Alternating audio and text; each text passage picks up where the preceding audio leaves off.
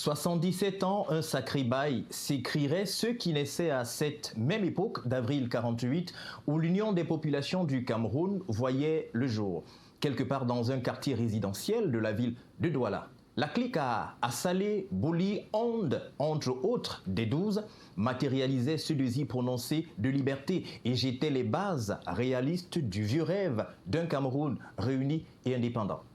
Un peu comme Moïse, certains d'entre eux ont juste vu au loin la terre promise sans y entrer. Près de 8 décennies plus tard, que reste-t-il de cette idéologie originelle de l'UPC, aujourd'hui à pratiquement 1000 visages ? La question mérite qu'on s'y attarde, tout comme celle relative aux conditions de vie des Camerounais qui poussent des cris stridents dans l'espoir de se faire entendre au milieu du vacarme des marchés où tout est finalement devenu cher et où la notion des repas à 3 fois par jour dans les ménages est devenue une histoire qui rappelle un lointain passé. En 2025, année électorale, peuvent-elles, ces populations, espérer à l'achat d'un sac de riz par exemple à 13 000 francs CFA comme avant ? La question sera posée à nos experts qui, libres d'esprit, expliqueront ces faits sociaux dans un accent propre au continent.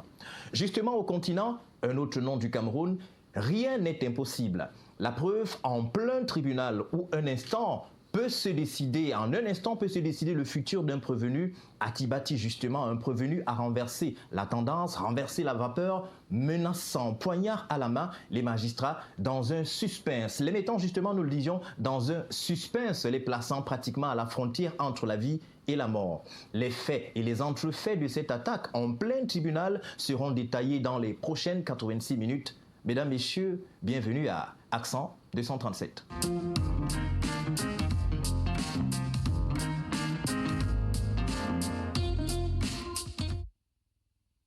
Le retour sur ce plateau, présentation comme d'habitude de nos différents panélistes qui nous ont fait honneur en étant là ce soir et puis question d'échanger avec nous sur ces sujets qui ont été triés sur le volet. D'abord, nous parlerons des questions de consommation. Le président du réseau national des consommateurs du Cameroun est avec nous, Francis Eyala. Bonsoir et bienvenue sur le plateau de Accent 237. Bonsoir, monsieur Ngonti. Voilà, Ngoti Elan, voilà. Merci de nous inviter, merci, c'est un honneur d'être là. Oui. Alors, tout à côté de vous, il y a un journaliste, bien connu également de l'espace médiatique, Patrice Elombile Ngoma. Vous avez plusieurs fois occupé des fonctions en haut de rédacteur en chef, directeur de l'information dans les radios dans le département du Mongo. Patrice Elombile Ngoma, bonsoir et bienvenue sur le plateau de Accent 237. C'est bien ça, vous l'avez dit. Bonsoir à vous, monsieur Xavier Raoul Elongoti. C'est un honneur de nous avoir, n'est-ce pas, associé à ce que j'aime soit appeler cette ripaille intellectuelle et même réflexionnelle. Et je respecte également les co-discutants qui sont là pour échanger ce soir. Parlons justement des co-discutants. Pour l'instant, il se retrouve pratiquement seul, mais pas esselé dans son secteur, son côté à lui, en attendant justement que nous rejoignions sur ce plateau Maître Tegem, qui est justement annoncé. Alors, Claude Bernard Signé, vous êtes le secrétaire général de l'UPC, branche Manidem. Bonsoir et bienvenue sur le plateau de Accent 237. Bonsoir Raoul, et je salue au passage les millions de téléspectateurs qui nous suivent. Et je découvre pour cette première invitation le plateau flambant de Balafon TV. Merci. Et je tiens un coup de chapeau au top management, en l'occurrence le promoteur, M. Cyril Bojiko, qui, il faut le dire, met beaucoup de moyens, notamment pour offrir aux travailleurs, notamment de Balafon TV, un cadre idéal. C'est à saluer. C'est à saluer. Alors justement, on observe quelque chose. Vous êtes habillé avec une couleur qui est frappante. Elle est loin d'être anodine. Vous avez du rouge sur vous. Oui, vous savez, on ne change pas la couleur de son sang. Et le rouge, pour nous, c'est le symbole. Et depuis que nos pères fondateurs avaient choisi ce rouge comme l'emblème de notre parti politique, l'UPC, devenu aujourd'hui l'UPC Manidem, ça symbolisait le sang de la toute première militante de l'UPC lors d'une marche pacifique, le convoi militaire du colonialisme français avait marché sur cette dame-là, Sarah Ngoyok, et on a pris son symbole, son sang versé, pour symboliser le fanion de l'UPC. Alors, c'est la Donc, raison pour ça laquelle... rappelle le sang versé, ça rappelle notre combat plusieurs fois mené et qui n'est toujours pas atteint aujourd'hui, mais nous continuons le combat.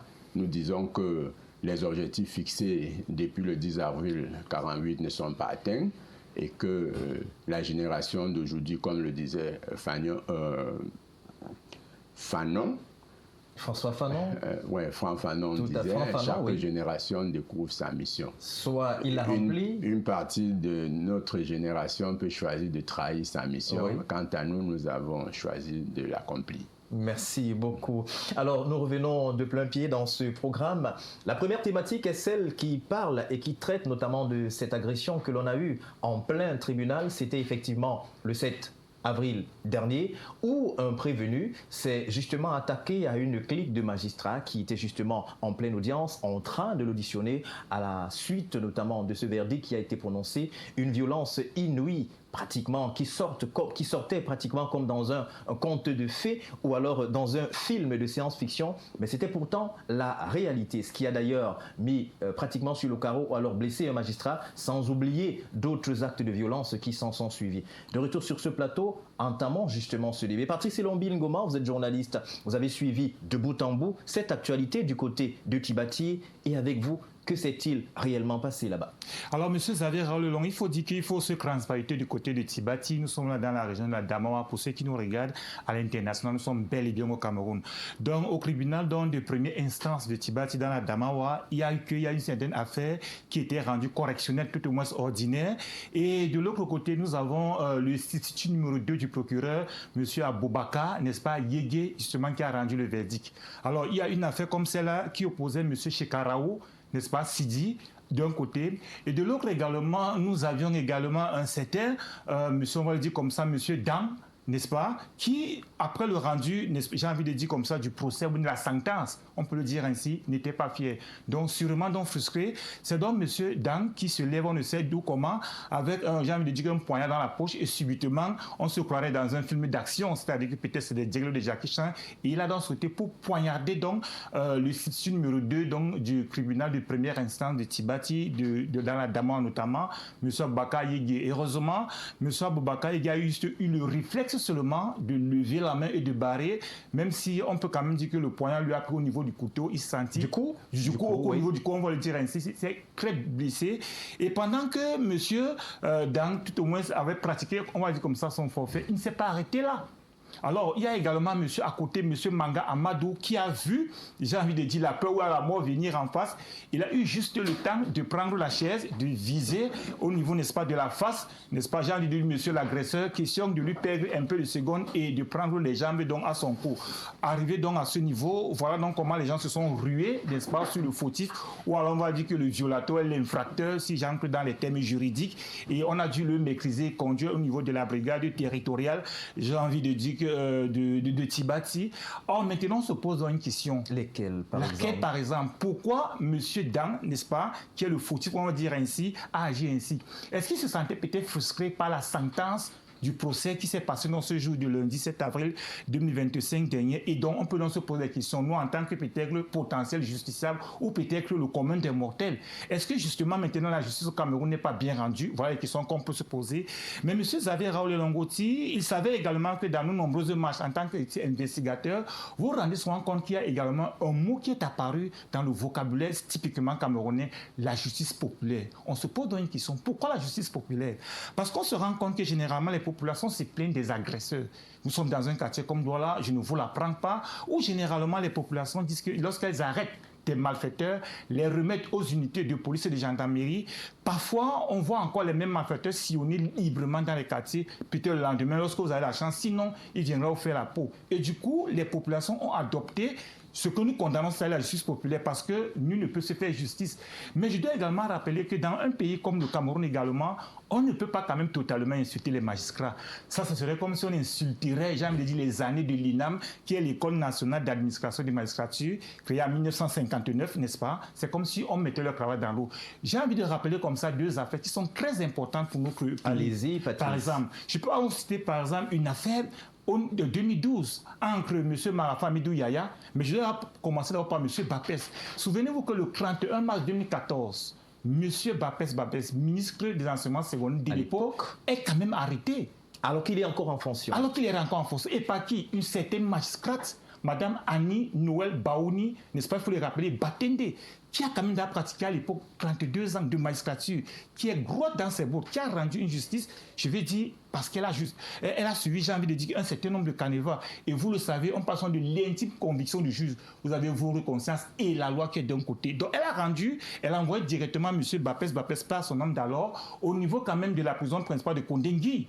Et c'est le lendemain, je me rappelle encore, le président de la République était quand même hors du pays. Tout à fait. Le lendemain, le premier, il a été libéré. Or, lorsque la presse a quand même jugé tout au moins sclavage sur une affaire comme celle-ci, on lui a demandé pourquoi est-ce qu'elle a fait un effet de rétropédalage. D'abord, c'est une dame qui n'aime pas les médias, il faudrait le rappeler. Mais elle s'est retrouvée dans les tribunaux du TCS et je rappelle que le 10 août 2020, tout au moins, elle est quittée comme vice-présidente du TCS et elle est montée la présidente, n'est-ce pas, de cette chambre spéciale. Or, on se rend compte que dans le 1er avril, donc, elle libère. Elle s'appuie donc sur l'article 222 du Code de procédure pénale donc, pour libérer et dit que non, elle n'avait pas fait un rétropédalage. Quand elle finit de signer l'affaire de M. Bapès, je remonte encore 2 ans plus tôt, en 2012. Je ne vous apprends rien. Le 16 avril 2012, M. Marafa Hamidou Yahya a été quand même arrêté. Et la même année, le 22 septembre, il a été condamné à 25 ans de prison. Pourquoi? On lui faisait le repos d'avoir discret les fonds qui ont pris certaines circonvolutions. Or, lorsque je regarde quand même ces deux affaires, il y avait un magistrat qui était encore en face, je parle M. Pascal Mayanguemabe. Quand il finit de le dire, je pense quand même qu'au Cameroun, on peut encore croire à la justice, même si c'est vraiment, il y a certaines mitigations. Et je peut-être pour un premier jeu de questions, tout au moins, je m'arrête d'abord là. Merci Patrice Elombi Ngoma. Nous avons l'habitude de l'appeler Monsieur Google sans connexion. Peut-être que l'expression a tout son sens encore ce soir. Alors, camarade ou alors combattant, peut-être c'est l'expression qu'il faudrait utiliser. Alors, combattant Claude Bernard Signé, on parle là de la justice au Cameroun. Et on parle d'un verdict qui a été rendu, qui n'a pas été du goût, notamment d'un prévenu ou alors d'un accusé, et qui s'est saisi d'un poignard et qui l'a empoigné au niveau du cou, par exemple, d'un magistrat. Les questions restent quand même essentielles. Comment un prévenu a-t-il fait pour entrer dans un tribunal poignard à la main ou alors poignard sur lui? Voilà, la question est très bien posée et ce n'est pas moi qui peux résoudre cette question. Il y a les principes d'action de justice. Nous savons bien que la justice, c'est là où il y a toutes les règles. Donc, les règles de justice prévoient que des prévenus comme ceux-là doivent être filtrés quand même. Donc, quand on passe, on sait que les actes comme ceux-là ne sont pas des actes louables, c'est condamnable. On ne peut pas imaginer que la justice, là où des gens viennent pour, comment dire, retrouver, excusez-moi la tautologie, retrouver la justice, c'est parce qu'on ne croit... On espère que c'est là-bas qu'il y a la vérité. Mais si on se trouve maintenant en présence de quelqu'un qui saute sur le magistrat poignard à la main, il faut comprendre que il faut interpréter cela comme un acte qu'il avait prémédité, d'abord. Il faut comprendre également qu'il s'est senti peut-être frustré. Et s'il est frustré, ça veut dire qu'il y a des antécédents. Je ne peux pas personnellement cautionner qu'on réponde à un verdict judiciaire par des voies de fait comme cela. Je ne peux pas accepter cela. Mais en tant que politique, les faits de société doivent être interprétés. Nous devrons chercher à comprendre pourquoi et comment nous sommes arrivés là. Oui. Donc, mon copanéliste Patrice a bien fait de rappeler certains faits juridiques et je pourrais aussi en ajouter un fait ou deux pour dire que au Cameroun, la justice, comme le dit le chanteur, les lois ne sont pas des loisirs. Voilà. Donc, s'il faut confondre les lois aux loisirs, il n'y a pas de fumée sans feu. C'est que, quelque part, la conscience populaire, l'imagerie populaire pense que les lois sont faites pour amuser la galerie. Les lois ne sont pas appliquées. Je suis dans un parti politique. L'UPC est créé le 10 avril 1948. Aujourd'hui, nous en sommes arrivés à l'appeler UPC Manidem parce que l'État, qui est le garant de la justice, a faussé ses propres règles. Alors justement, on aura l'occasion de revenir. Oui, non, je prends pour dire que... On aura l'occasion de revenir sur ce des point. comportements comme ceux-là, si on veut les interpréter pour mieux les comprendre et les résoudre, il faut penser, il faut analyser que peut-être il y a des frustrations en amont. Et pour le cas que je citais comme exemple judiciaire, c'était pour dire que mon parti politique avait remporté un procès dans les tribunaux camerounais, disant que l'État du Cameroun doit laisser l'UPC exercer normalement. Mais l'UPC se trouve en face d'un problème. L'État lui-même ne respecte pas ses propres canons et fait que dans un registre de partis politiques, il y ait 2 partis politiques portant le même nom. Donc, UPC créé 10 avril 1948, UPC créé 12 février 1991. Ça pose un problème. Tout à fait. Donc, des frustrations, je n'explique pas cela pour dire que j'approuve. Des frustrations peuvent amener des gens à adopter un comportement peu louable, parce qu'ils sont frustrés. Et on sait que lorsque les colères sont abondantes, la raison disparaît ou alors elle s'évapore un tout petit peu. Il faut dire qu'un travail est à faire dans la société. Il faut éduquer les populations. Il faut même regarder dans le corps judiciaire comment est-ce que il a convoqué ici de nombreuses années passées à étudier les lois. Comment peut-on faire autant d'années et revenir rendre des verdicts qui sont peut-être contradictoires à la raison humaine? Il faut questionner à ce moment le rôle du politique. Est-ce que le pouvoir judiciaire est suffisamment indépendant? Dans le cas qu'il a cité des ministres, vous voyez très bien que l'exécutif au Cameroun, ce n'est un secret pour personne. Nous disons que nous sommes dans une dictature parce que nous condamnons le fait que l'exécutif regroupe tous les autres pouvoirs en ses mains. Donc, le pouvoir exécutif au Cameroun, c'est lui qui nomme tous les magistrats, c'est lui encore qui ne respecte pas les lois électorales. Nous sommes en une année électorale, qui fait que ELECAM, qui est un organe électoral, n'est pas indépendant. Alors matériellement. Ça, c'est vous qui le dites. Justement, quand vous voyez que le pouvoir exécutif, c'est lui qui nomme le dirigeant principal de ELECAM et que son mandat est inférieur au mandat de celui qu'il va arbitrer son élection. Est-ce que c'est suffisant pour dire que, pour taxer notamment ELECAM d'être un organe indépendant? Je dis, ou encore dépendant, inféodé notamment? Il est inféodé du fait que le pouvoir exécutif qui nomme les membres de l'organe chargé de juger les élections a nommé à 98-99% les membres du bureau politique de ce parti qui est au pouvoir. Donc, c'est un juge, hein? C'est un juge électoral.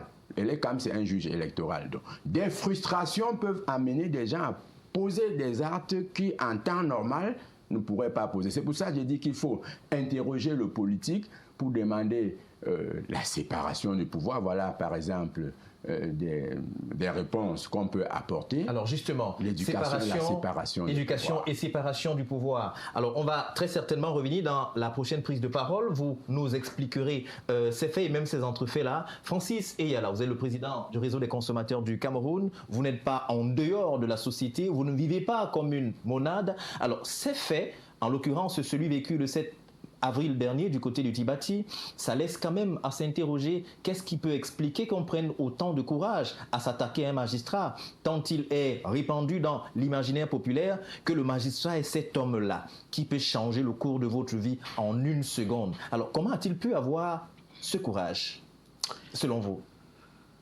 Vous savez, à force de vouloir construire une société moderne au Cameroun, qui s'appuie essentiellement sur les vestiges néocoloniaux, on a fini par construire une société qui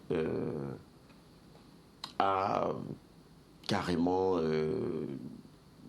déstructuré, n'est-ce pas, notre l'ossature même du Camerounais qui tire ses origines et son énergie du traditionnel, c'est-à-dire que de nos ancêtres. Oui. Dans la vie, il y a des métiers qui sont faits pour les humains et d'autres qui sont faits pour les dieux. Et dans le cas de la justice, pour parler de lui, est un métier qui est fait pour les dieux. Pour les dieux parce que un juge, quand on va le choisir, on doit s'assurer que c'est un homme irréprochable, c'est un homme propre, correct, sur tous les points, un homme juste. Très très important. Je crois que on est resté dans les considérations de diplômie et de carriériste, parce qu'il a fait tel nombre d'années à la magistrature ou parce qu'il a fait telle école, qu'il serait un juge, qu'il serait un bon juge. Je dis non. Il faut qu'on revienne à l'orthodoxie, que pour choisir les hommes à qui on va confier des responsabilités aussi lourdes, aussi importantes, des hommes qui vont, vous l'avez dit tout à l'heure, qui peuvent changer le cours de votre vie sur un crayon, avec un crayon, le temps sur un bout de papier, qu'on fasse attention, qu'il y ait un choix, qu'il y ait des critères, qu'on consulte même la sagesse, parce que nous avons battu en brèche même les tribunaux traditionnels. Je ne sais pas s'il y en a encore, des tribunaux ancestraux où on trouve toute cette sagesse. Comme la par exemple, dans les villages. Qui peut choisir de vous proposer des profils sur lesquels le pays peut compter. On parle de la justice du Cameroun, monsieur. On ne parle pas de la justice d'un humain. Voilà.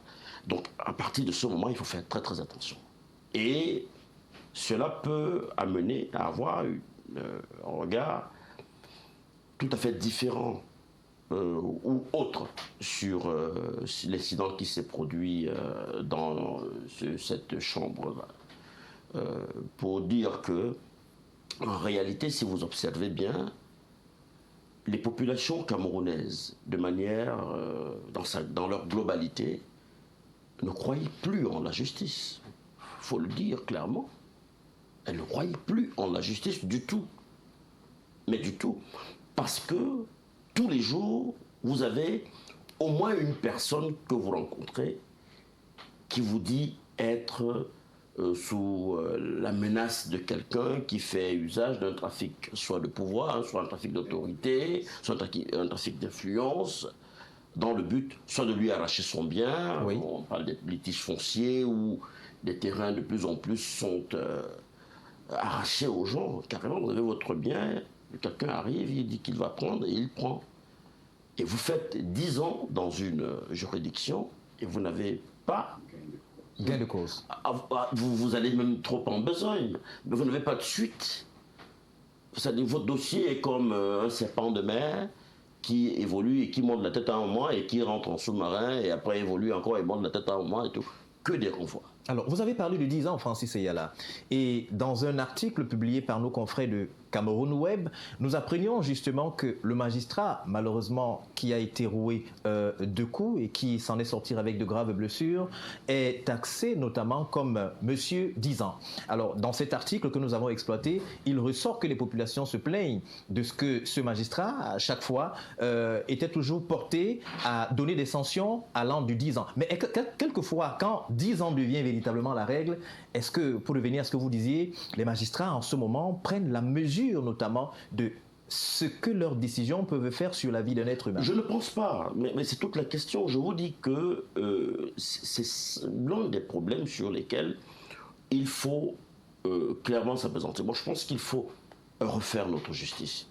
il faut la repenser à un moment donné, parce que, je vous le dis, nous qui sommes au réseau national des consommateurs du Cameroun, qui sommes une sorte de procureur des consommateurs, qui sommes une sorte de porte-voix des populations vers les services administratifs et sécuritaires, qui sont la courroie de transmission, et même le fusible quelquefois, entre le pouvoir et la population, la société.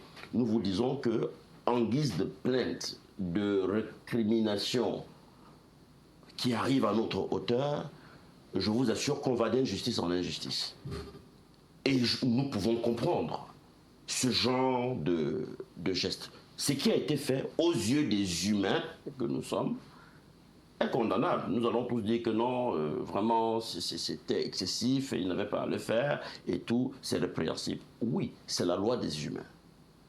Mais je peux vous dire aussi qu'il y a des gestes qui ne sont pas inspirés des humains.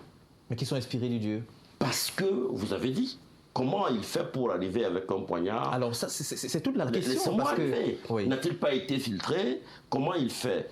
Et comment fait-il? D'où prend-il cette énergie pour se lever, aller à la hauteur de celui-là pour...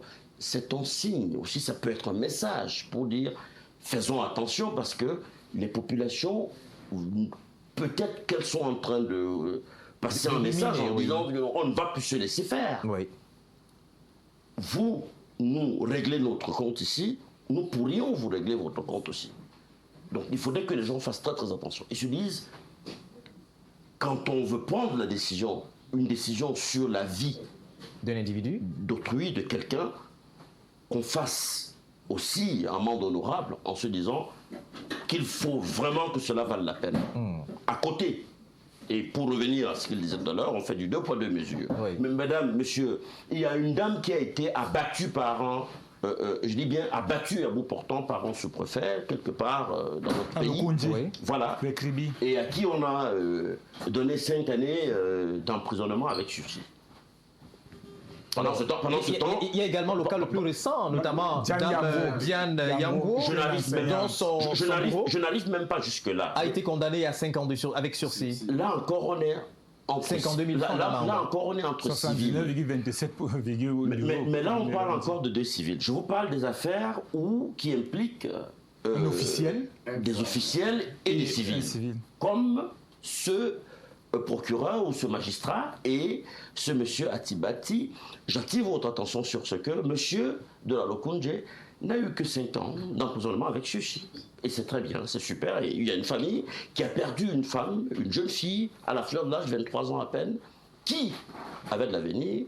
Ce monsieur, vous pouvez que si ce jour, elle avait un frère qui, je ne sais pas, était pas suffisamment maîtrisé, il n'allait pas en découdre, il en découdrait certainement. Merci. Donc, nous devons mesurer les actes que nous posons. Ce n'est pas parce que nous occupons une position de force qu'on pense forcément que la terre et le ciel nous appartiennent, mais non, on reste des humains. Merci. Francis Eyala, président du réseau national des consommateurs du Cameroun. Nous vous l'avons annoncé en début d'émission, maître Georges Tegem, il est avocat au barreau du Cameroun. Il nous a rejoint sur ce plateau. Il faut rappeler surtout qu'il est également militant du Rassemblement démocratique du peuple camerounais. Maître Georges Tegem, merci de nous faire honneur d'être là. Et justement, nous parlons de cette affaire du Tibati, pratiquement la justice, ou alors le système judiciaire camerounais est sur le banc des accusés. Il paraît que ça ne va pas très bien. Est-ce que l'affaire Tibati, comme disait Francis Eyala, est un message comme quoi on voudrait, que le peuple voudrait envoyer, comme quoi on veut désormais une justice plus juste?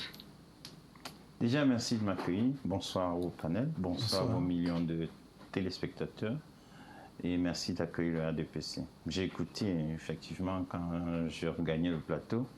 Je vais déjà m'excuser pour le retard accusé. Il y a des circonstances indépendantes de ma volonté parce qu'il y avait apparemment un léger accident sur le chemin. Ça m'a un peu pris le temps que la gendarmerie arrive. Donc je voudrais m'excuser auprès des téléspectateurs. On vous sait surtout comme un monsieur très correct en termes de temps. Oui. J'ai écouté tout à l'heure monsieur Yala entrer, mais quand c'est un responsable d'association de consommateurs qui s'exprime ainsi, j'avoue que ça me gêne beaucoup. Pourquoi ? Parce que justement, son rôle, c'est de participer à éduquer les masses. Et dans l'œuvre d'éducation utile, il faut déjà rappeler que la justice est une œuvre humaine. Il faut commencer par là. Et n'attendez pas d'un magistrat qui est un humain comme nous que son résultat soit toujours parfait. C'est pour ça que la loi autorise les voies de recours. Parce que la loi sait que c'est une œuvre humaine qui peut avoir des imperfections. Et il faut donc éduquer les masses et leur dire que ce sont des humains. Ce n'est pas une question de pouvoir, c'est une question d'un être humain qui lit un dossier et qui, dans la mission de juger, est tenu à deux choses, la loi et sa conscience. Ce sont des principes qui gouvernent le procès pénal comme tous les procès. Le juge qui rend la décision est lié par deux choses dans sa fonction de juger, c'est la loi et sa conscience. Et la loi autorise le juge à prendre un certain nombre de décisions, notamment les circonstances atténuantes, l'excuse atténuante, l'état de nécessité, la légitime défense. Il y a un certain nombre d'éléments qui rentrent. Donc quand vous ne connaissez pas le dossier, c'est très difficile d'en parler. Je suis avocat, ça me gêne. Vous évoquez un sujet qui effectivement défait la chronique. En tant qu'avocat, je suis plus mesuré. Maintenant, s'il y a un événement comme celui de Kstibati, la première chose que je fais en tant qu'avocat, c'est que je condamne. Vous condamnez même si je n'ai pas qualité pour condamner, je leur dis, je dénonce. Oui. Parce qu'il n'est pas juste qu'un justicier rentre dans une salle d'audience et il s'autorise à mettre le poignard sur monsieur le procureur de la Alors République. la question a été d'ailleurs posée, maître Georges Teghem, comment en est-on arrivé là? Comment a-t-il fait pour traverser les barrières sécuritaires qu'il y a et se retrouver avec un poignard? Est-ce que cela ne trahit pas une sorte de négligence, voire une faiblesse de notre système sécuritaire dans nos prétoires ou alors dans nos salles d'audience? Ce que vous dites, c'est vous voulez créer au Cameroun un système policier. Au RDPC, monsieur le président de la République a mis en place un système responsabilisant, un système participatif. Responsabilisant, ce qu'on responsabilise les citoyens. On les éduque, on les forme. C'est pour ça qu'il y a eu une ouverture démocratique. C'est pour ça qu'on autorise les citoyens à vaquer librement à leurs occupations. C'est pour cela que l'audience est publique. L'audience étant publique, quelqu'un peut décider de venir. Et l'esprit républicain qui doit habiter chaque citoyen, c'est de dire je vais dans un prétoire, je respecte les personnes dans le prétoire. Donc c'est la participation du citoyen à l'œuvre de construction de son pays. Il participe comment? En étant correct, en étant une éducation républicaine, une éducation citoyenne. Est-ce que vous passerez dans la tête de rentrer dans une salle de coton et de donner un poignard? Aucunement. Et voilà, parce que vous êtes responsable. Vous savez bien que je suis un responsable, je porte une responsabilité. Et M. le Président de la République a fait de la responsabilité de chaque Camerounais. Et c'est pourquoi dans son discours de 2013, vous avez vu, il a été très dur. Le discours, il a dit, nous pensons plus à nous pensons. C'était un discours qui était très porteur. Le discours de 2013, du 31 décembre 2013. Donc, me dire que c'est parce qu'il y aurait eu une négligence, d'abord, nous pensons que le premier responsable de notre sécurité, c'est nous. Oui. C'est pour ça que ça marche ailleurs. Ça marche ailleurs. Vous croyez que lorsque vous allez en Europe, aux États-Unis ou partout, dès que quelqu'un commet un acte, la police est à ses trousses. Vous croyez que c'est parce que la police a la sorcellerie, a le don d'ubiquité? C'est que tout de suite, sur place, il y a des gens qui savent que notre rôle, c'est les accompagner, donc dénoncer. Le rôle de ce citoyen qui rentre dans cette salle d'audience, c'est qu'il a violé l'esprit républicain qui doit habiter chacun d'entre nous. Lorsque vous êtes dans un pays comme le Cameroun, vous devez savoir que l'État vous a tout donné. Nous sommes ici parce qu'on a assuré notre sécurité. Je veux dire qu'il y avait un accident. C'est parce que la gendarmerie est venue que ça a libéré la route. Oui. Ça veut dire que l'État participe à ma liberté d'aller et de venir à travers le système sécuritaire qui m'apporte. L'État participe à l'œuvre de santé à travers le système sanitaire mis en place, à l'œuvre d'éducation à travers l'école mise en place.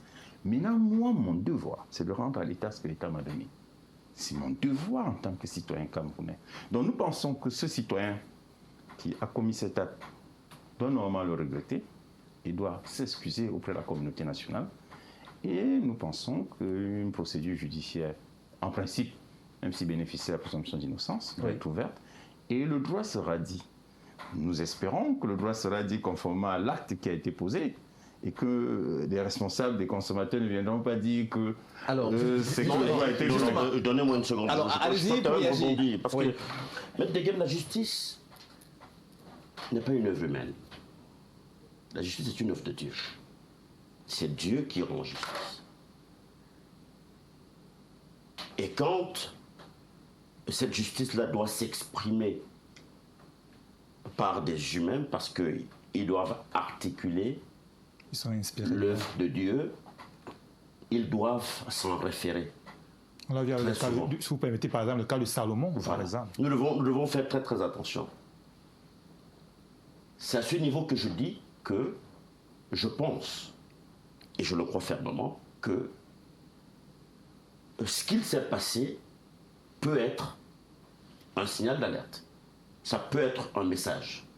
Parce que, vous l'avez dit tout à l'heure, on veut rendre l'État camerounais un État, créer un État policier où on veut avoir... Non. On est dans un prétoire, on est dans un service où les usagers viennent. Mais un service particulier où les usagers ne viennent pas non plus comme ils le souhaitent, comme ils le veulent. Ils viennent parce qu'ils viennent assister à une audience, parce qu'ils vont rentrer dans une salle de travail. Donc, on estime qu'il y a des mécanismes de filtrage. Tout à fait. Forcément. Tout à fait. Vous voulez me dire que quoi? Vous voulez me dire que si ce monsieur était entré avec un AK-47 et qu'il avait arrosé, pulvérisé tout le monde, vous aurez dit que non, c'est parce que vraiment il est responsable. Il aurait pu être... il y va de non, vraiment, on ne peut pas... Non, je vous dirais que c'est pas bon. Il y a dans chaque tribunal, dans chaque... Moi, que j'ai vu, il y a un poste de police quand vous arrivez, il y a un poste de police. En Dokoti, par exemple, quand vous arrivez, il y a ce que vous appelez communément la guérite, c'est le poste de police. Vous entrez là, votre CNI est retenu, très souvent, on vous enregistre. Ils sont même autorisés à vous passer au scanner de métaux pour être sûr que vous ne portez pas d'objet tranchant ou une arme, parce que très souvent, quand on parle de problème de justice, quand on parle de justice au Cameroun, on s'attend toujours à ce que des tensions montent. Et je vous ai fait le parallèle, parce que j'ai l'impression que vous avez esquivé, vous avez pris seulement la partie qui vous intéresse, parce que vous voulez nous parler ici comme un Superman qui ne vit pas au Cameroun, qui vit sur une autre planète et qui vient de temps en temps rendre visite au Cameroun et leur dit ce qui se passe dans sa planète là-bas. Non, on est au Cameroun, les gars. On est sur la Terre où les injustices sont légion. Et vous le savez, vous êtes maître, vous êtes dans les prétoires. Moi, je suis également aux côtés de plusieurs, mais alors de 45 millions de consommateurs au quotidien. Si je vous fais part du nombre de dossiers compilés, vous n'en reviendrez pas en termes d'injustice. Ce qui est seulement dans le secteur de la consommation. Et je disais que, à côté de ce problème, il y a un autre. C'est-à-dire qu'il y a pratiquement là deux affaires similaires. Une où on dit qu'un monsieur va écoper de 10 ans, il n'a tué personne. Mais une autre où un gars a volontairement tué quelqu'un. Et il est couple de 5 ans. Et il est couple de 5 ans avec sursis. Merci. Merci Francis Eyala. On revient à vous dans un instant. Mais Patrice Elombi-Ngoma, alors la même question, elle va également revenir à Claude Bernard tout à l'heure. Alors, Maître Teguem a parlé ici de la justice, d'un État du Cameroun, sous l'impulsion de son Excellence Paul Biya, qui permet aux Camerounais, notamment, d'être libres et de faire preuve d'une certaine attitude républicaine. Il a parlé, il a invité les Camerounais à être beaucoup plus responsables. Ce mot est revenu en plusieurs occurrences, mais la responsabilité, la question, c'est celle-ci. Est-ce que c'est une responsabilité à sens unique, c'est-à-dire uniquement les justiciables qui sont appelés à être responsables et les magistrats, eux, ceux qui ont la charge de juger et de changer le cours de la vie des gens, ne doivent pas, eux, à leur tour être responsables? C'est la question. Vous savez, vous voyez pourquoi on dit que vous êtes très intelligent. Ce soir, j'ai envie de vous bénir mentalement parce que j'ai l'impression que vous êtes un peu entré dans ma tête. Donc, ce que M. Teguem disait, je pense qu'il est dans son rôle et c'est normal. J'ai donc envie d'entrer dans ce même discours de M. Paul Biya qu'il a cité le 31 décembre 2013, oui, lorsqu'il appelle les citoyens à la responsabilité. Mais je pense que le même président également faisait, j'ai envie de dire, comme c'est généralement un discours bilan, un discours de fin d'année, où il faisait quand même, j'ai envie de dire, tout le bilan d'un gouvernement et d'un pays, comment il allait. Lorsque lui-même disait dans le même discours qu'on a la meilleure ressource humaine, on a tout pour réussir, on a le potentiel. Que nous faut-il? Que nous faut-il? Et moi, j'aime aussi souvent poser la même question aussi, comme lui, qu'il pose la question à qui? puisque c'est nous les Camerounais qui avons voté son Excellence Paul Biya, qu'on respecte normalement, à qui nous avons donné un mandat de nous conduire le bateau Cameroun. Mais lorsqu'il commence déjà à poser toute une litanie de questions, il nous demande que nous faut-il, mais nous aussi nous sommes perdus. Parce qu'en tant que potentiel électeur camerounais, c'est nous qui lui avons donné le mandat. Donc, je veux mettre un peu à l'opposé du repère autonome pour dire que non, ce n'est pas nous qui devons répondre à la question. Donc, autant on demande aux justiciables, c'est-à-dire aux communs des moteurs, vous et moi que nous sommes, d'avoir des comportements civiques et responsables, ce qui est normal, il a raison, mais également, nous aussi, nous attirons l'attention, j'ai envie de dire des officiels, c'est-à-dire que ceux qui nous administrent, d'avoir quand même aussi au quotidien des comportements responsables. Alors, parlant de ces comportements responsables, Patrice, vous êtes journaliste et de temps à autre, vous écumez notamment nos sociétés à la recherche de la bonne information. Oui. Le retour que vous avez en tant que journaliste, vous ne pourrez pas dire, il ne l'avoir déjà pas entendu, comme quoi il existerait, je parle conditionnel, des magistrats, évidemment, qui sont connus avec des taux qui sont les leurs, c'est-à-dire face à une affaire, il y a un montant que vous payerez pour que justice soit peut-être rendue, le verdict soit rendu soit en votre faveur. Et lorsque vous ne payez peut-être pas ce montant, alors vous sentez que votre vie va changer. Du coup, il y a certains magistrats qui sont taxés d'être des magistrats 10 ans. Justement, ce sont des retours que nous avons lorsque nous arpentons les didales, même des prétoires, parce que nous y rendons parfois peut-être en tant que justiciable, parfois lorsque nous sommes concernés. Et à côté de ça, nous sommes aussi journalistes, nous sommes très curieux, parce que nous vivons là parfois en tant qu'anonymes. Et parfois, nous abordons même certains justiciables, on leur demande qu'est-ce qui s'est passé. Lorsque vous regardez la manière avec laquelle ils vous parlent, lorsque vous regardez, j'ai envie de dire, la fatigue sur le visage, le caractère parfois, je ne veux pas dire dédaigné du Cameroun, c'est-à-dire qu'ils sont parfois surpris. Et les gens se posent même une question, est-ce que nous sommes vraiment au Cameroun? Est-ce que nous sommes Camerounais?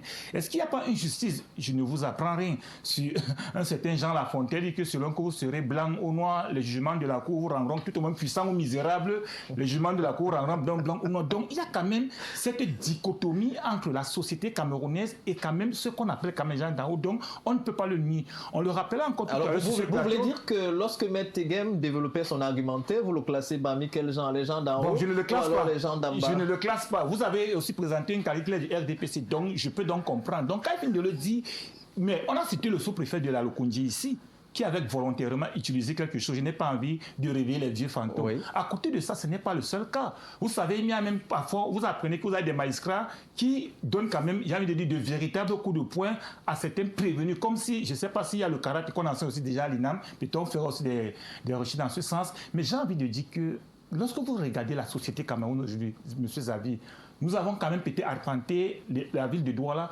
vous sentez la tension et vous posez une question, mais qu'est-ce qui peut causer cette tension? Est-ce que c'est peut-être la vie chère? Je sors du sujet qui sera annoncé. Est-ce que c'est la justice dont vous avez parlé? Est-ce que on se pose trop de questions? Et donc, du coup, on se rend compte que, et je le répète, il y a une certaine dichotomie entre ceux, quand même, j'ai envie de dire, qui nous dirigent et la population. Maintenant, comment faire pour réconcilier? Alors, je pense qu'on parle de la justice. Oui. Qu'est-ce qu'on fait? Parce que vous avez abordé le pan des solutions. On fait quoi en 30 secondes, Patrice, pour arranger, pour réparer la justice qui véritablement, ou alors visiblement, ne semble plus être juste? Pour réconcilier les Camerounais, tout au moins ce qu'on appelle soit armée, nation et peuple, je pense qu'on doit éviter tout au moins tout dérapage, mais également appliquer la justice sociale, ce qu'on appelle le contrat social. Et quand je parle du contrat social, je parle de la loi fondamentale. La loi. Je pense qu'on a un brillant avocat qui est là. C'est la loi. Lorsqu'on a dit que peut-être vous avez violé la loi, vous avez été infracteur ou violateur, on l'applique tout simplement. Et vous verrez donc que le plus justiciable, même le plus faible, comprendra que je suis quand même, j'ai envie de dire que protéger comme nous. Et donc, je peux donc faire confiance aveuglément à la justice. Et je suis rapidement, si vous permettez, vraiment rapidement. Non, je suis d'accord avec M. Yala. La justice, elle est divine. Regardez comment le roi Salomon s'est comporté quand il a prié Dieu pour la femme qui voulait qu'on divise l'enfant. À côté de ça, allez aussi lire l'histoire de Nebuchadnezzar qui était, j'ai envie de dire, un tyran.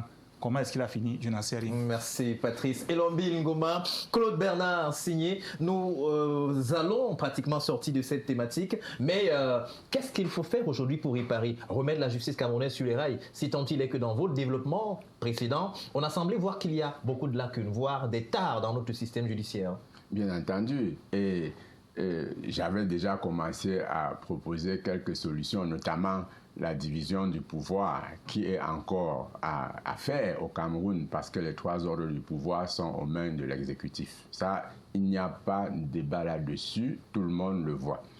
Mais lorsque Maître Tegem a parlé tout à l'heure, j'ai failli éclater de rire parce qu'il reste peut-être dans le devrait être. Quand il nous parle ici, il nous dit que M. Paul Biya a implémenter au Cameroun un système responsabilisant. Je voudrais bien croire à ça. Il faudrait que le système soit responsabilisant, mais actuellement, il ne l'est pas encore. Le système n'est pas responsabilisant. Si nous prenons quelques cas pour illustrer cela, disons qu'il y a des pratiques, pour rester dans le cas de la justice, qui se font à ciel ouvert et non prévus par la loi. Tous ceux qui sont actuellement dans les cellules du Cameroun, des tribunaux du Cameroun ou des commissariats aux gendarmeries, il y a un fait, ce qu'on appelle frais du ministère public. C'est ahurissant. L'avocat peut nous édifier là-dessus, mais pour ce qui a été mon cas, on m'avait demandé de payer 50 000 quand j'ai été interpellé pour une fausse affaire, mais je suis quand même entré en cellule. Pour sortir, étant innocent, on demande que tu payes 50 000 francs. Heureusement, je salue Madame Charlotte Tchakounte, qui était mon avocate, et elle m'a dit de ne pas payer. On m'a retenu jusqu'à vers 19h avant de me le laisser, quand tout le monde qui avait payé était parti plus tôt avant. Actuellement, Maître Teguem peut le vérifier, dans la ville de Mbanga, il y a une histoire de sorcellerie où des vieilles personnes âgées en majorité de plus de 70 ans sont retenues pour des pratiques de sorcellerie. L'accusé, l'accusateur qui se trouve être une jeune fille de 13 ans dit qu'elle fait les rêves, elle voit les gens dans les rêves et elles sont ensemble, elles vont manger de la chair humaine, elle-même elle est reine là-dedans, ainsi de suite. Mais ces vieilles personnes qui sont ces mamans et papas du quartier disent ne pas se reconnaître dans ce rêve. De fait, ils ne sont pas matériellement entrés dans le rêve de quelqu'un, mais la personne les a vus dans son rêve. Et le juge, jusqu'à maintenant, ce procès a été renvoyé récemment pour le mois de juin, je crois le 5 juin. Les accusés sont des personnes âgées depuis 70 ans, c'est-à-dire qu'ils ne peuvent pas facilement se mobiliser pour fuir leur domicile. Ils sont natifs et ils sont vieillissants dans cette localité. La loi du Cameroun dit que si quelqu'un a un domicile fixe et qu'on peut le retrouver demain, on peut le laisser, il plaide quand même libre. Et voilà, pour comparaître libre. Oui, mais pour le cas, ces vieilles personnes de 70 ans ont déjà fait 4 mois. Alors, est-ce qu'on est en train rendu au mois de juillet, ça fera 6 mois. Alors, si on vous écoute bien, malades, est-ce que vous êtes en train de dénoncer là un cas ou alors des cas d'injustice J'essayais de montrer que système responsabilisant. Est-ce que des magistrats responsables avec des vieilles personnes, chefs de famille, qui ont fondé famille, grandi et fondé famille sur place, ne peuvent pas être laissés pour plaider libre? Est-ce que c'est responsabilisant tant que la loi voudrait, le nouveau code de procédure pénale, voudrait qu'on ne garde pas quelqu'un lorsque il a un domicile connu? Un autre exemple qui n'est pas des moindres, c'est que... Alors, ce sera en 10 secondes. Oui, merci. C'est que nous sommes en année électorale et que souvent j'ai vu notre ambassadeur itinérant Roger Mila voter à l'ambassade de France, au consulat de France, mais il vote après pour le cas du Cameroun. Est-ce que les gens ne peuvent pas être frustrés et outrés pour faire des actes inattendus quand on sait que des hautes personnalités ont double nationalité, tandis qu'eux, ils ne sont pas permis de voter tant qu'ils ont une nationalité étrangère, ils perdent la nationalité Merci camerounaise. Claude Bernard Signé. On va revenir dans quelques instants. Alors, Maître Teguem, on va sortir avec vous en 2 minutes. Sur ce plateau, beaucoup estiment que lorsque vous peignez le Cameroun, c'est comme si vous parlez d'un autre Cameroun, c'est-à-dire pas le Cameroun réel. Et du coup, on a envie de vous poser la question, Maître Teguem, est-ce que vous-même, vous avez le sentiment d'être du Cameroun d'en bas ou alors du Cameroun d'en haut tout simplement? D'abord, moi, je ne suis pas partisan d'un système où on divise les Camerounais. Voilà. Pour moi, les Camerounais sont sur un pied d'égalité. Pour moi, Cameroun d'en haut, d'en bas, je ne suis pas d'accord avec l'auteur de cette thèse. Et je lui ai déjà dit que non, ce que vous faites, c'est que vous divisez les Camerounais. Oui. Les Camerounais sont Camerounais, c'est tout. Nous avons les mêmes droits, nous sommes égaux en droit, en devoir. Et puis, sur ce plateau, j'entends depuis dire que la justice est divine. Le Cameroun, la justice est rendue au nom du peuple. Et pour répondre au monsieur, le pouvoir judiciaire indépendant. Parce que lui, il dit système responsabilisant, parce qu'une histoire de Mbanga, d'abord, c'est sa version, il n'en sait rien du tout. Et un juge ne rend pas une décision sur la base de ce qu'il dit, c'est le dossier. Lui, il dit que ces gens sont vécus à Mbanga. Qu'est-ce que le dossier du juge dit? Il ne connaît pas le dossier. Sinon, il raconte sa vie. Il ne connaît pas le dossier. Monsieur, moi, je suis acteur de la justice. Moi, je parle à la télévision. Chacun sait. Au Cameroun, un juge sait son dossier. Ce que nous disons là, ça ne compte pas en Mbanga. Il n'est même pas autorisé. Et ça, je vous donne à titre d'information, je parle à la télévision. Il n'est même pas autorisé à tenir compte de ce que vous dites. Ce que vous dites, pardon. Le juge, c'est le dossier, c'est la loi, sa conscience. Il est interdit à un juge de chercher les éléments extérieurs au dossier pour rendre une décision. C'est-à-dire ce que vous dites là. Si ça appuie dessus, c'est qu'il manque de professionnalisme. Oh, généralement, s'il vous plaît, je vous ai pas vous permettez à Ahmed d'évoluer. Vous permettez à Ahmed d'évoluer. Oui. Oh, nos magistrats sont formés. Je rappelle, et je l'ai déjà dit, que la Cour commune de justice à la CCJA, camerounaise, tribunal arbitral à la francophonie, le président camerounais, Cour de justice EMA camerounais, l'école de magistrature, c'était un Camerounais. Donc faites attention à ce que vous payez les magistrats camerounais. Parce que chacun vient, il dit, chacun veut dire ce qu'il veut, mais faites attention, ce sont des gens outillés et formés. Maintenant, il n'est pas exclu qu'un magistrat, dans la lecture d'un dossier, et la loi autorise, se trompe. Dans le cas où il se trompe, il y a des voies de recours. C'est pour ça qu'on dit il y a quelques jours que la décision qui a été rendue au TG du Vouré a fait l'objet d'une voie de recours d'appel. Et le parquet a relevé appel. Un magistrat du parquet s'assoit une audience, monsieur vient lui mettre un poignard. Et lorsqu'on dit système responsabilisant, vous lisez ça autrement, c'est pas ce que j'ai dit, c'est ce que vous dites. Système responsabilisant, c'est que vous qui êtes assis là, vous portez une responsabilité dans la conduite des affaires du pays. Mais le système responsabilisant, donc qu'est-ce que vous allez chercher sur une histoire que vous rencontrez en Mbanga? La responsabilité de ceux qui ont le dossier, le système responsabilisant, c'est que vous avez le dossier devant vous, vous n'avez pas besoin de subir des pressions, vous savez que vous avez été formé pour dire le droit, vous dites le droit.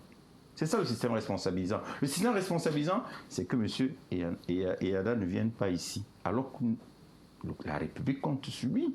C'est un responsable dans le cadre de l'association de défense des consommateurs. C'est qu'ils viennent former le public en disant au public que voilà, il y a certainement des cas où il peut avoir des mauvaises décisions. Mais si on les évoque, c'est parce qu'ils ne sont pas les plus nombreux. Et la loi prévoit des voies de recours pour permettre aux juges d'appel de rappeler les dispositions légales telles qu'elles doivent être prononcées. C'est ce qu'il doit dire. Mais venez ici faire comme si, parce qu'il y a eu une affaire où il y aurait une mauvaise décision, parce que je peux en citer, vous voulez que j'aille en France, que je vous cite des affaires, que j'aille dans les affaires ELF, que je vous cite des affaires en France. Mais ce n'est pas pourtant qu'un homme politique, un responsable, comme un responsable de l'association de consommateurs, vient à la télévision et dit qu'il n'y a pas de justice en France. Non. Il y a la justice, maintenant il y a les problèmes que la justice peut avoir, comme partout, mais ces problèmes, nous sommes plutôt heureux, c'est qu'ils sont vraiment encore au niveau résiduel. Allez au palais de justice. En un jour, un magistrat rend 50 décisions. 2 personnes se plaignent. Il a rendu 50 décisions.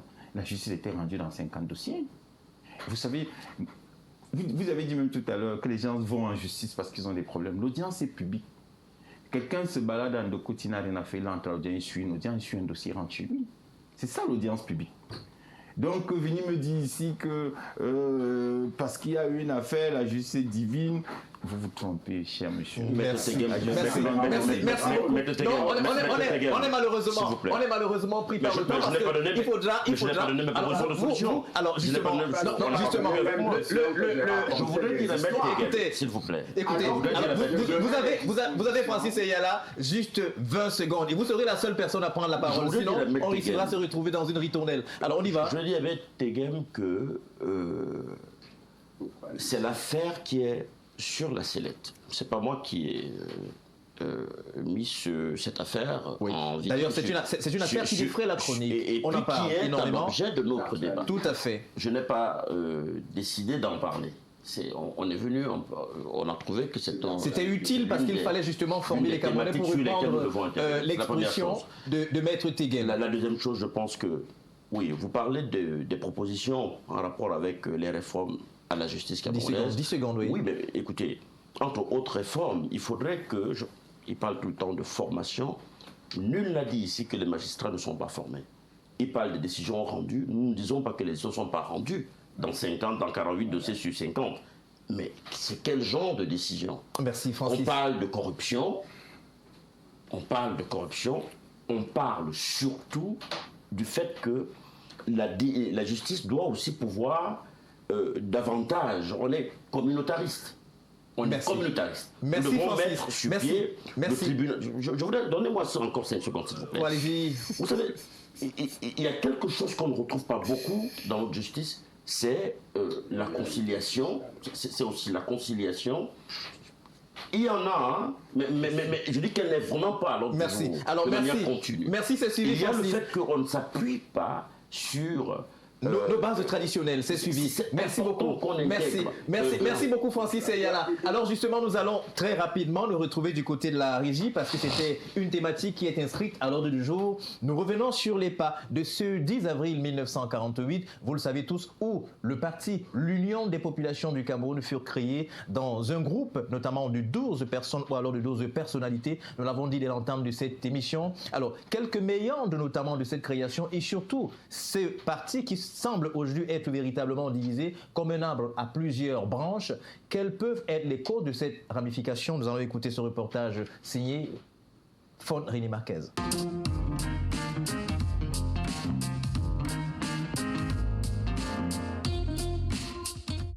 The creation of the Union of the People of Cameroon UPC party can be traced to Ndokpasi II, a quarter in the Douala 5 subdivision, contrary to popular opinion which suggests that the UPC was founded in a bar called Chez Sira. Mbok Francois, a local resident who grew up in the area, clarifies that this is not the case. He explains that the name is incorrect and furthermore, it was not a bar. C'est que ce n'est pas le bar, comprenez ça. C'était le bar là. Sera, c'est ceux qui veulent fabriquer l'histoire, ceux qui racontent ça. Ils ne connaissaient rien. Je dis que l'enfant, le terrain, c'est que on appelle Sera. Il y avait 2 blancs. Le premier blanc habitait en haut, près du goudron, qu'on appelait Rabelais. C'est lui qui avait le bar qu'on appelait Joie d'été. Tu comprends? Après Rabelais, suivait le blanc, un autre blanc, dont la femme s'appelait Séraphine. Donc c'était 2 blancs directs, chacun savait son appartement. Mbok Francois further elaborates that the Tiwood joint, which was owned by Europeans, used to be a popular gathering spot where other Europeans would converge. Comprenez que les Blancs venaient toujours ici chez M. Rabelais, qui avait un bar qu'on appelait Joie d'été. Tous les week-ends, c'est là-bas qu'ils faisaient passer les week-ends, ils faisaient leurs jeux, tout, c'était la brousse. Et ça nous faisait du plaisir, nous les petits villageois, d'aller voir les Blancs, non? Quand tu entends qu'il y a les Blancs s'amusent là-bas, nous on part. Il y avait des joueurs là-bas, les petits-enfants et tout, avec leurs enfants, avec leurs familles. C'est là on partait pour les regarder, mais on ne partait pas là-bas pour... Et nous, on était contents quand nous lançaient soit les morceaux de sucre, soit les bonbons, c'est tout. Today, the site where the founding fathers of the UPC gathered on April 10, 1948 to form the UPC party and advocate for independence has been transformed into an administrative office for an iron manufacturing company located in Ndokpati 2. In the Ndokpati neighborhood, some of the old buildings that were occupied by Europeans and their domestic staff are still visible. The 2 founding fathers of the UPC arm, Charles Asale, who passed away on December 10, 1999, Leopold Mumi, who passed away in November 2004, Jacques Ngom, Jacques René Bidoum, Jacques Raymond Etunzi, Leonard Bouli, Guillaume Ond, Georges Yemi, Théodore Ngosso, Emmanuel Yap, Guillaume Pagal and Manga Madou.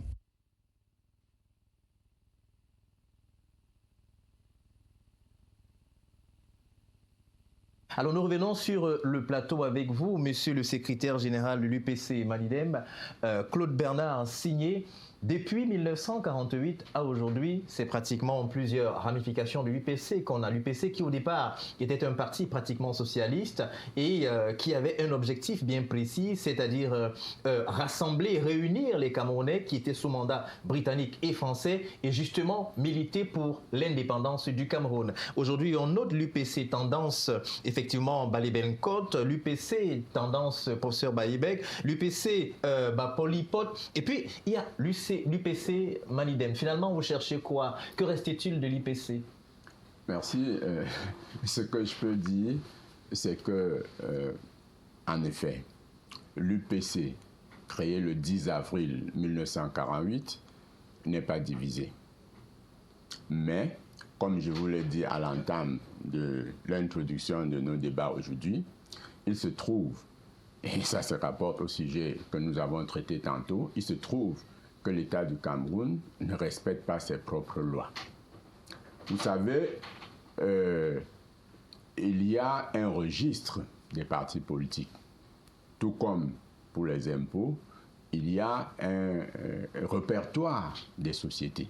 Et le principe de droit universel, pas seulement au Cameroun, dit que deux entités juridiques ne peuvent pas avoir le même nom s'ils exercent dans le même domaine. Donc, en principe, l'État camerounais ne devrait pas autoriser la création de l'UPC une deuxième fois en février 1991, comme l'État l'a fait. C'est une violation flagrante de ses propres lois. J'ai dit ceci pour amener le fait à ce qu'on a dit tout à l'heure, système responsabilisant. Et on décriait d'ailleurs le fait que pourquoi responsabilisant seulement pour le petit peuple et non pour les détenteurs du pouvoir. Donc, ce que vous avez vu aujourd'hui, qu'à partir de février, d'ailleurs, l'UPC qui a été créé fut interdit en 1957 par une loi française. Bien avant 1957, parce que c'est en 1955 que la lutte armée a été lancée, mais l'UPC avait déjà été interdite bien avant. Ouais. Oui, donc c'est cette même UPC, quand Ahidjo prend le pouvoir, il fait une loi pour montrer qu'il est un président. Il dit l'UPC, le parti politique dénommé UPC avec ses organes annexes, l'UDFEC et la JDC qui avaient été interdits hier et aujourd'hui libre de mener ses activités. L'interdiction est levée. Et depuis ce février 1960 jusqu'à 1991, hier avec la loi 90/056 sur la multiplicité, le multipartisme, il n'y avait plus une autre interdiction. Donc, la loi disait aussi que les partis politiques et associations déjà créées devraient continuer leur cours d'existence normale. Il se trouve que l'État crée une deuxième entité. Et aujourd'hui, ce que vous avez cité, oui, l'État a permis à ses propres militants du RDPC de sortir, de se mettre dehors pour créer un parti politique. D'ailleurs, l'anecdote dit qu'ils avaient mal ficelé et le ministre de l'administration territoriale a corrigé la copie, a dit allez compléter à 7 membres et former un bureau parce qu'ils n'avaient fait sans bureau. Donc, c'est pour ça que je dis c'est les tenants du pouvoir qui ont instrumentalisé cela. Donc, maintenant, tout ce que vous avez cité comme division de l'UPC, il s'agit du fractionnement de l'UPC gouvernemental créé en février 1991, après la mort de Augustin Frédéric Codor, qui était le tenant du flambeau. Ils se discutent maintenant entre eux qui va aller prendre les bénédictions de l'État et venir distribuer à chacun. C'est ça qui fait qu'ils se divisent. Ce n'est pas autant de courants d'idées, parce que les partis politiques sont la traduction d'un courant de pensée, d'une idéologie. Ce n'est pas des idéologies qui font le fractionnement là-bas, mais c'est la possibilité pour chacun de tirer les prébendes. Voilà, c'est l'opportunisme. Merci beaucoup. Claude Bernard, signé pour ces explications. On va certainement y revenir. Alors, Maître Teghem, on vous donne la parole parce que vous avez suivi de bout en bout. Et justement, ce qu'on a semblé entendre, c'est que l'État lui-même serait peut-être le fauteur de troubles en permettant qu'un autre parti politique voit le jour, alors qu'il y a un parti qui porte déjà la même dénomination. Vous savez, vous me donnez la parole pour parler d'un parti politique auquel je n'appartiens pas. Je ne suis pas membre de l'UPC. Alors non, à ce moment, c'est la posture de l'avocat. Parce qu'il y a eu... Non, vous savez, oui. excusez-moi, il me met très mal à l'aise. Ce monsieur était très fort pour parler des magistrats, très fort pour parler de la justice. Maintenant, il donne la parole sur l'UPC. Dans l'incapacité, il trouve les responsables dans l'État. Vous l'avez entendu? Il dit que l'État du Cameroun ne respecte pas ses lois parce que vous lui parlez d'un système auquel il appartient, son parti. Il n'est pas en capacité de vous dire voici les courants. Il n'est pas en capacité de vous dire on a créé d'abord l'UPC ceci, UPC Malidem, UPC. Lorsque vous ajoutez UPCM, c'est un nouveau nom. Si vous dites UPCA, c'est un nouveau nom. Ce n'est pas la même personne. Il faut lui dire ça déjà. Et dessus, la loi 90/056 dit que la loi ne s'applique pas aux partis qui existaient légalement avant la loi de 90. Donc, ce qu'il veut faire croire qu'il n'y a pas une nouvelle UPC depuis l'UPC qui existait avant au Cameroun, le point de départ de ce parti politique, légalement, c'est 90/056. Parce que la loi 90/056 dit bien qu'elle ne s'applique pas aux partis politiques qui existaient légalement avant la loi. Parce que cette loi ne s'appliquait pas au RDPC. En ce que, sur certains éléments, il y a des pièces que l'on demandait de fournir pour commencer à exister. Parce que c'est justement la question que nous allions poser, parce que 91 est quand même postérieur à 85, oui. Le 24 mars, où justement, le RDPC voit le jour. Et on voulait poser la question, mais quel est ce double, c'est-à-dire ce deux poids, deux mesures? C'est dans la loi. C'est écrit. Vous permettez que Maître Teghem évolue, oui. 90/056 oui. Dit bien. Les dispositions de la présente loi ne s'appliquent pas aux partis politiques qui avaient une existence légale au moment où elle est prise. Parce qu'il y a des dispositions dans la loi qui prévoient certaines choses. Notamment, il a parlé du recadrage du ministre. C'est-à-dire, ils sont allés même voir un ministre de la République avec des papiers sans respecter la loi, mais ils trouvent toujours que c'est les autres qui ne respectent pas. C'est lui qui parle. Pas de moi, hein. Non, alors, vous permettez à Maître d'évoluer. Ce monsieur, Claude, oui. Moi, je ne le connais pas. Il dit qu'il est l'UPC. Il a dit tout à l'heure, comme j'ai eu la parole, il a expliqué qu'ils sont venus avec certains papiers, le ministre les a même recadrés. Voilà des gens qui critiquent l'État du Cameroun. Ils viennent avec des papiers, qui ne savent même pas comment on doit faire. C'est l'État qui les accompagne. Maintenant, ils viennent critiquer l'État. Non, vous savez, c'est trop facile. Moi, je n'appartiens pas à l'UPC. Moi, je ne sais pas ce qui s'y passe. Je note qu'il y a une diversité de partis politiques là qui réclament l'UPC. Chacun vient dire, bon, moi, je respecte les opinions des uns et des autres parce que pour moi, c'est l'opinion. Maintenant, il y a des lois qui doivent être respectées, notamment la loi électorale, qui dit qu'un parti politique doit présenter des candidats. Si 20 personnes viennent avec le nom du parti, et les candidats disent, moi, je ne comprends plus. Et c'est normal. C'est légal. Donc, lorsqu'ils viennent devant vous, sur la justice, il était très fort aise pour dire comment les magistrats sont ceci, sont cela. Dès que vous avez posé une question sur l'UPC, il n'a jamais dit les problèmes intéressants de l'UPC. Il allait chercher les responsables dehors. Allait dire que l'État ne respecte pas ses lois. Allait dire qu'un ministre a fait. Allait dire que leur ami, je ne sais pas ce qu'il appelle ami, un monsieur est secrétaire général d'un parti politique, le gouvernement traite avec celui qui, ou même le préfet traite avec celui qui se plaint. Le préfet ne discrimine pas. Il faut bien leur dire ça, que ce n'est pas son rôle. Vous venez le voir, vous dites je suis ceci, vous recevoir, il vous reçoit ex qualité. Maintenant, au cours des événements, si quelqu'un lui dit un truc comme ça qui a risque d'atteinte à l'ordre public parce qu'il est déjà embrouillé, il dit moi j'arrête ça. Parce que l'État est neutre. L'État est froid. L'État lit les pièces et l'État juge. Merci. Maître Georges Teghem, vous avez en 2 secondes quelque chose à ajouter parce que là, on va faire une transition rapide. Oui. Maître Teghem a botté la question de droit en touche. Lorsque je vous dis que le parti politique est créé le 10 avril 1948, c'est vérifiable. Ce n'est pas des histoires qu'on raconte. Et quand tu dis tout à l'heure que la loi prévoit qu'il y a des choses qu'il faut faire, vous ne dites pas, en tant qu'un juriste, ces choses-là. Vous laissez dans le flou.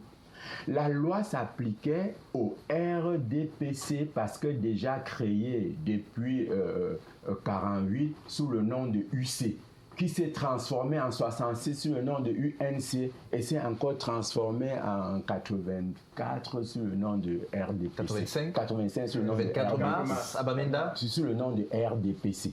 On dit, cette loi ne concerne la loi qui demande aux Camerounais de se constituer en association et parti politique à condition de déposer une demande de création, ne doit pas s'appliquer aux partis politiques ou associations déjà créés.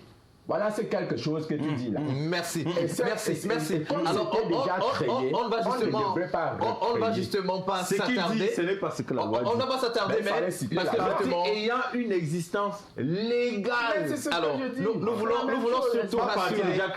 voulons surtout rassurer les téléspectateurs que nous respectons énormément de ce qu'aujourd'hui, justement, ou encore le 10 avril dernier, l'UPC, qui est un parti qui a porté notamment le mouvement indépendantiste camerounais, fêtait ou encore célébrait 77 ans. Il fallait justement accorder un temps. Question de rendre hommage à toutes ces grandes figures qui ont lutté et bataillé pour l'indépendance du Cameroun. Ceci étant, nous allons tout simplement passer à la troisième thématique qui traite notamment de la question de la vie chère au Cameroun. Le président du Réseau national des consommateurs du Cameroun est avec nous. Il paraît justement que sur le terrain, les populations crient à U et à Dia. Nous allons du côté de la régie pour quelques minutes seulement pour revenir prendre justement le pouls, la température de ce que l'on vit sur le terrain.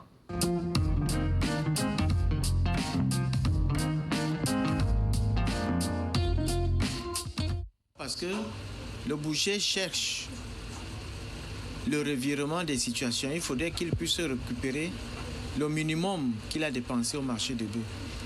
Oui. Et s'il ne peut pas récupérer, ça veut dire qu'il sera en perte. Lorsqu'il est en perte, il risque de fermer. Tant que le ramadan ne finit pas, le bœuf ne peut pas baisser parce que beaucoup sont à la Mecque et certains bœufs sont gardés. Et c'est lorsque les patrons vont venir qu'ils vont plutôt sortir ces bœufs. Et maintenant, c'est la saison sèche. D'autres bœufs sont en transhumance. Ils sont partis chercher là où manger des bœufs. Et les bergers ne marchent plus longtemps. Ici, sur le marché, le kilo de viande, c'est 3500, sans os. Avec os, c'est 3000 francs. Bon, on peut jongler aussi en fonction du marché. Puisque nous jouons aussi sur le bénéfice, on peut parfois prendre à la rigueur sur les clients réguliers, sans os à 3000. Et avec os, ça ne peut pas varier, ça reste toujours à 3. La banane qu'on disait à l'époque que c'est la nourriture des Bamileke, aujourd'hui, papa, si tu ne mets pas la cravate, tu ne peux pas acheter la banane. Tu ne peux pas. Je dis, avant, on disait que la banane, c'était pour nourrir les porcs qu'on cultive chez nous. Moi, je suis Bamileke 100%. Aujourd'hui, la banane, c'est pour les riches. Hein. Si tu n'as pas l'argent, tu ne peux pas manger la banane. Hein. Le macabo, le plantain, n'en parlons plus. On voulait seulement envoyer les gens mourir. Ou vous avez envoyé les femmes bordées, ou c'est comment, je ne sais pas. On va vendre nos corps pour nourrir les enfants. Bien sûr, les enfants ne se nourrissent plus normalement. Parce que quoi? Le petit déjeuner que les enfants avaient le matin, on est obligé de faire blocus parce qu'il faut les nourrir à midi, il faut les nourrir le soir. Aujourd'hui, on essaye un peu de faire... c'est un emploi du temps d'où ça nous amène à jongler. Voilà, de retour sur le plateau. Monsieur le Président du Réseau national des consommateurs du Cameroun, pour des raisons notamment de temps, on n'a pas pu suivre toute cette compilation qui a été faite, mais qui fait une peinture en état de lieu de ce qu'on trouve aujourd'hui. Par exemple, le sac de riz coûte entre 35 et 37 000 francs CFA. Auparavant, il coûtait pratiquement 13 000 francs CFA. Monsieur le Président, qu'est-ce qui ne va pas sur le marché ? Ben écoutez, ce qui ne va pas sur le marché, c'est que déjà, la consommation, je vais dire que les habitudes de consommation camerounaises sont extraverties, c'est-à-dire qu'on importe beaucoup, on importe plus qu'on en produit.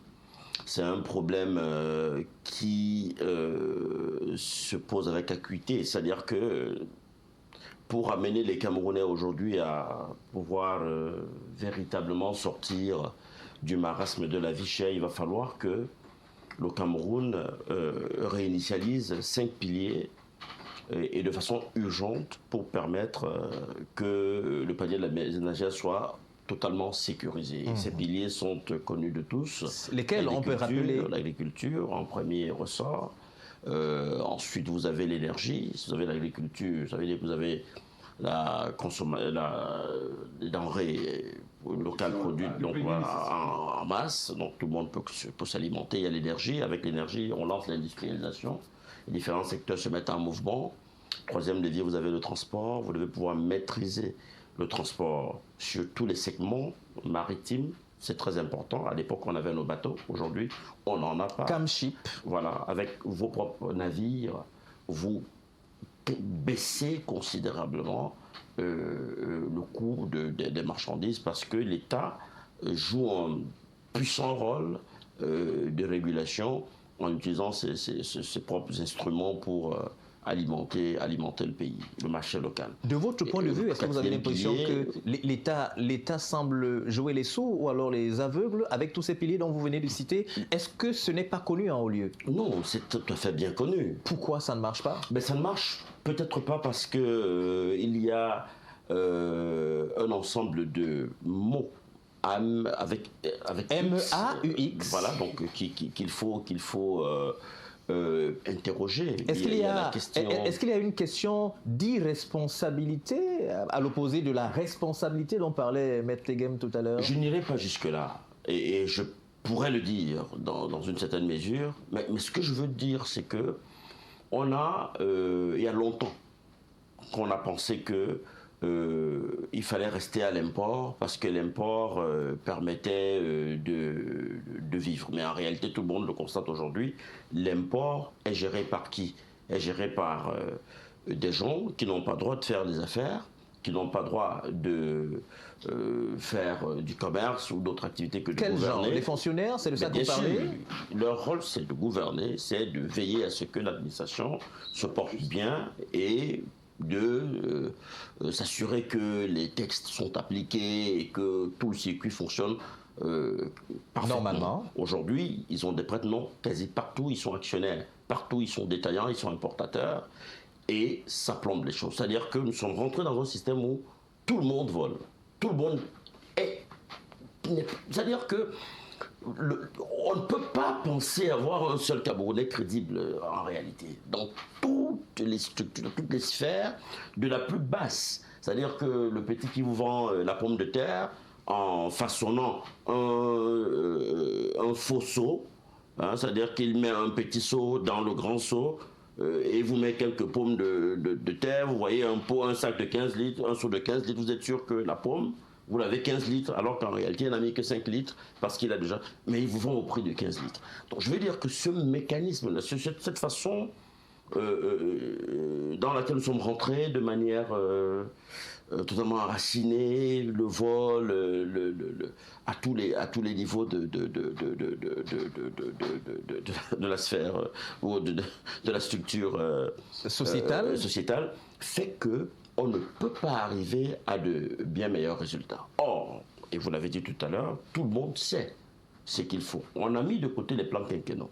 Mais quand on met de côté les plans quinquennaux, il faut apporter quelque chose qui va valablement remplacer les plans quinquennaux. Mais jusqu'ici, on vous parle de projets et toujours de projets, mais jamais de véritable réalisation. Merci Francis Eyala. Merci beaucoup. On reviendra. Patrice Elombine Goma, Francis Eyala, président du réseau national des consommateurs du Cameroun, vous sentez qu'il est justement dans son élément au fait de ce qui se passe entre le banditisme entre guillemets, vol, qui est répandu sur toutes les strates de la société. Mais il a parlé également des plans quinquennaux. On se souvient qu'au Cameroun, il y avait une politique qui voulait que pratiquement tous les 5 ans, on se donne un objectif et qu'on l'atteigne. Et justement, dans cette logique des plans quinquennaux, on a vu des rizières qui sont nées du côté de Sanchou, le riz du côté de Ndop, l'usine de fabrication des tomates dans le Noun, ainsi de suite, Ayagua, la sèmerie Ayagua. Mais où sont partis ces différents projets? Pratiquement des éléphants blancs, vous le direz, Oui, peut-être on peut le dire ainsi, mais peut-être j'aurais été complet ce soir, peut-être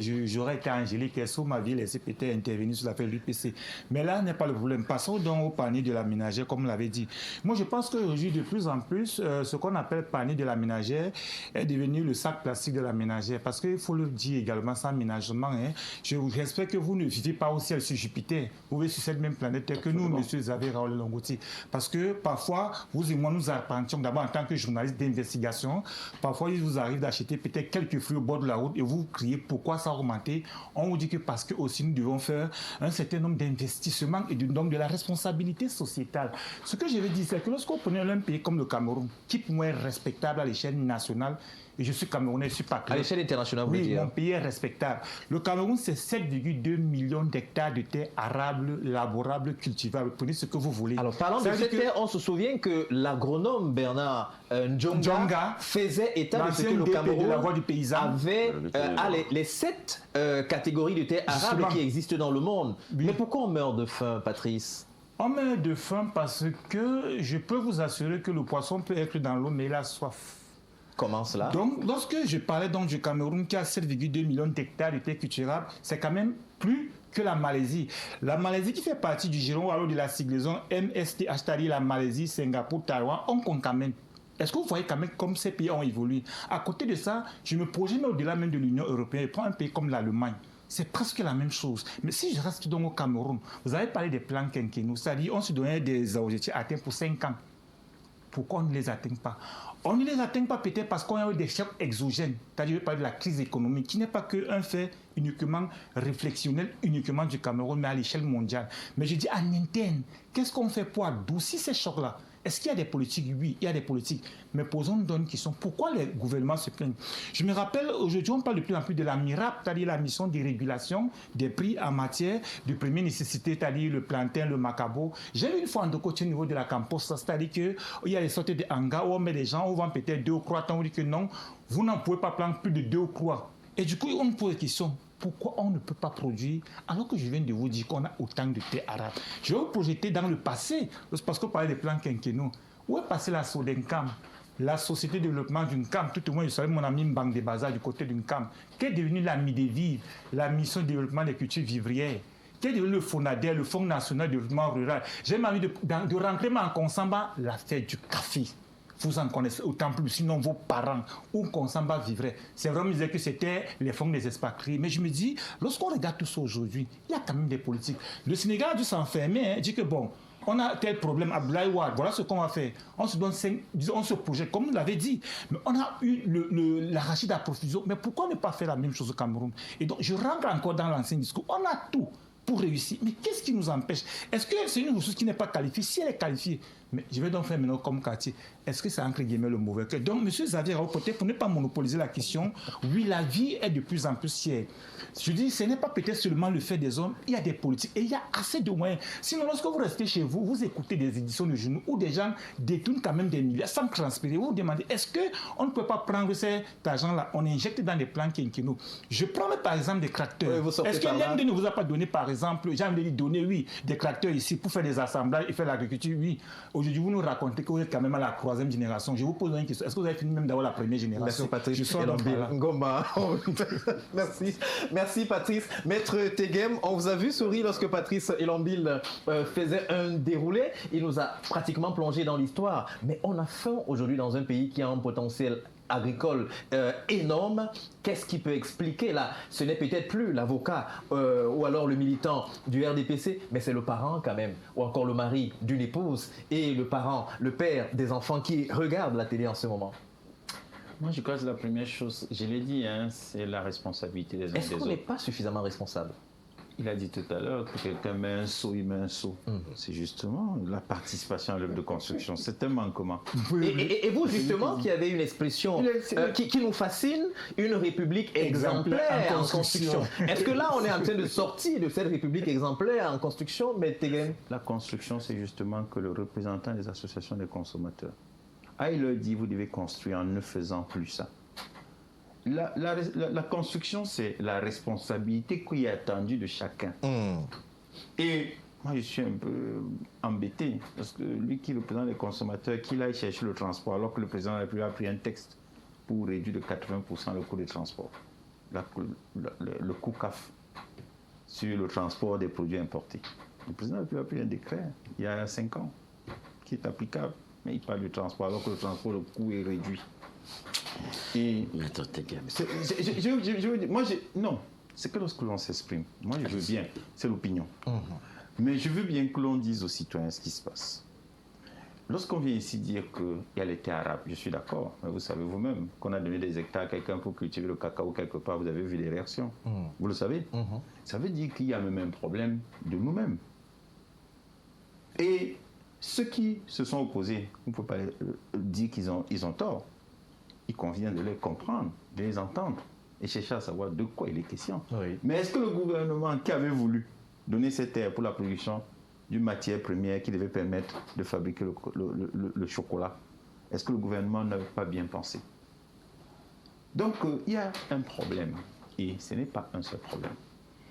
Je pense que nous devons travailler en informant les Camerounais sur les projets existants. Il y a par exemple au ministère des Petites et Moyennes Entreprises ce qu'on appelle le prêt d'honneur, qui a 2 volets. Un volet formation, un volet financement. La formation au renforcement des capacités. La formation d'expertise technique pour permettre aux gens de produire dans l'agriculture. Il y a là le projet, le prêt d'honneur. Il y a au Cameroun, au ministère de l'Agriculture, aujourd'hui, on n'a pas eu du Viva Logon, qui a été évalué, hein, parce que maintenant, pas du Viva Benoît, Viva Garoua. Ce sont des projets, c'est la vulgarisation de l'investissement dans la vallée du Logon ou dans la vallée de la Benoît. Ce sont des projets qu'on a fait, qu'on a même évalué pour voir jusqu'au Maître Tégué, vous avez besoin d'être formé pour produire le macabo et le manioc? Non, monsieur. C'est dans notre ADN, monsieur. Monsieur, c'est dans notre ADN. Arrêtez un peu. Arrêtez. Monsieur, quand vous dites que le coût CAF au transport, d'accord, ça fait 5 ans, on est d'accord?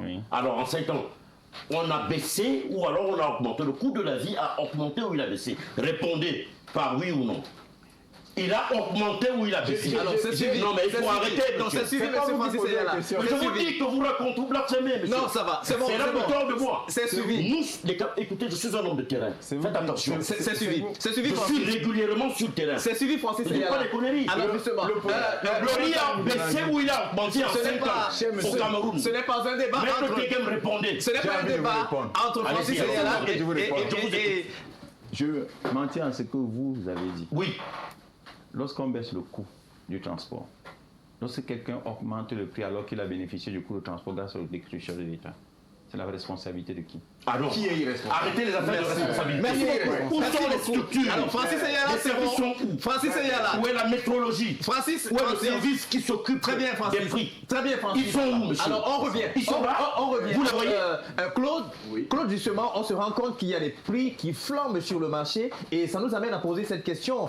Que font les contrôleurs dans les délégations du commerce, au ministère du Commerce? Est-ce que quelque chose est fait pour justement se rassurer que les prix sont restés les mêmes et faciliter la vie des Camerounais? Vous le répondrez en 1 minute parce que le temps justement nous fait signe à la régie. En effet, nous avons dit dès le départ, le vrai problème du Cameroun, c'est l'irresponsabilité de ces hommes politiques qui dirigent le pays, parce que les règles qui sont les plus à même de donner de meilleurs résultats ne sont pas appliquées. Quand je vous ai dit tout à l'heure que tous les pouvoirs sont regroupés aux mains d'une seule personne, ce n'est pas un bluff, on peut le remarquer.